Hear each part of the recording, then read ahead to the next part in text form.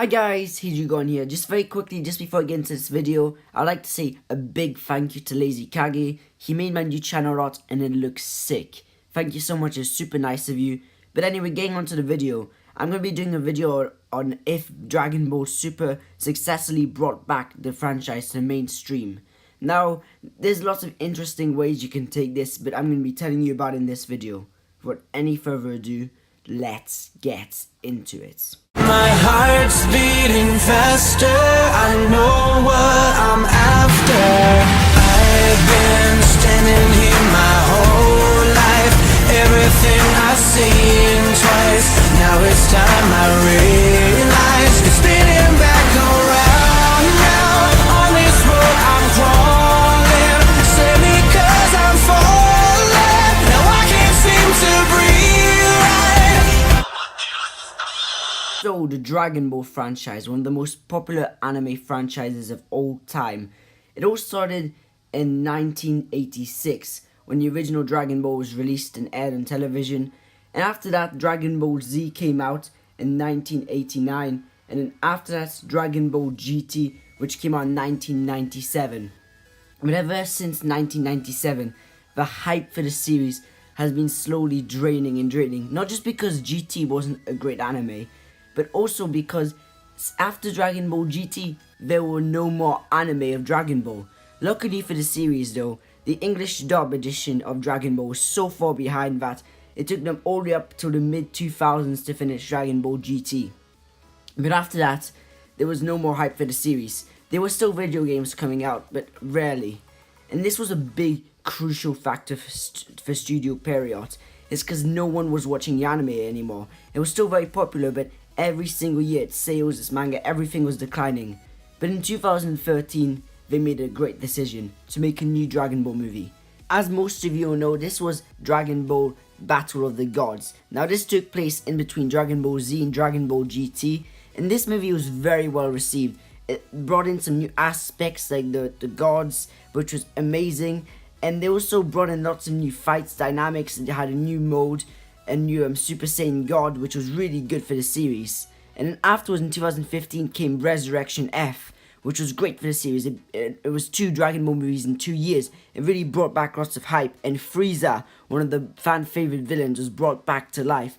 And this was brilliant for the series. And then afterwards in 2015, Studio Period made the best decision they could make. The decision that would change Dragon Ball forever. They released the first episode of Dragon Ball Super. Dragon Ball Super was an anime, it was a follow-up to Dragon Ball Z, and happened in the time period around where the last 2 movies had been taking place. And it was brilliant because it finally brought back Dragon Ball Super to television. It finally brought it back to people. And this was a great welcoming, even though the first arc was literally just a copy of the Battle of the Gods movies, and lots of people hated on it. Even Swag Kage and other big YouTubers talking about how Dragon Ball Super sucked, and at the beginning it did suck, but over the time Dragon Ball Super really managed to find its foundation as an anime, and it was selling lots of copies too. It made a bunch of games: Dragon Ball Xenoverse 2, Dragon Ball Fighter Z, etc. I can even go on. It even made mobile games. But this really changed the series after good arc after good arc. For instance, the Goku Black arc, and also the thing about the Tournament of Power coming in, and all your favorite characters are going in a head-to-head fight against each other. Dragon Ball Super made great decisions with introducing new characters like Jiren, and it did bring back financially the franchise. In fact, in 2016, Dragon Ball Super grossed more than lots of what other anime have been grossing. In fact, it grossed millions, which is absolutely amazing for an anime like Dragon Ball Super.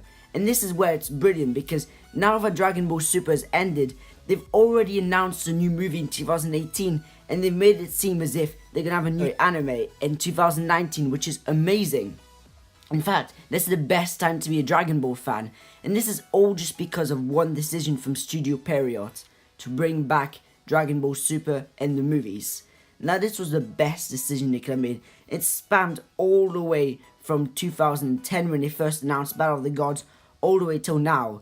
And ever since 2010, Dragon Ball Super has been getting lots more mainstream attention. It's now on Funimation, Crunchyroll, everyone is talking about it. In fact, there were so many people who were wanting to watch the last episode of Dragon Ball Super. In fact, Crunchyroll servers were even too crowded. In fact, it was shut down for a while. And this was absolutely crazy because Dragon Ball hasn't been getting this level of attention since the 1980s. And this is just insane because Dragon Ball Super, I've already talked about this. It didn't start off very good, but overall, it's had great fights, had great characters. The new Super Saiyan modes, for instance, like Ultra Instinct, Super Saiyan Blue, it also brought back lots of money into the industry in the things of toys, cards, etc. So in the end, Dragon Ball Super was a great decision. So did it bring back Dragon Ball to the mainstream? Yes, it absolutely did. Dragon Ball Super is now in the top 10 most popular anime as of 2017, which is just insane.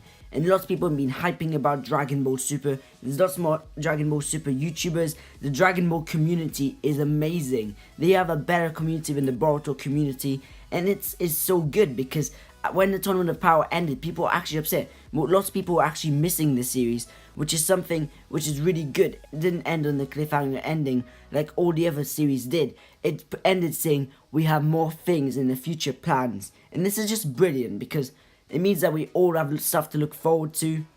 And yes, guys, that was it for the video. This was just a quick video, and I really just wanted to talk about and tell you guys how Dragon Ball Super has impacted the industry and how it's impacted the Dragon Ball franchise. But yes, guys, please comment down below what you'd like me to do next, because I'm running a bit short of ideas. And I'd really like to get your guys' opinions on what I should actually do next, as that'll be pretty interesting. And yeah, that was Heijugon. Peace out.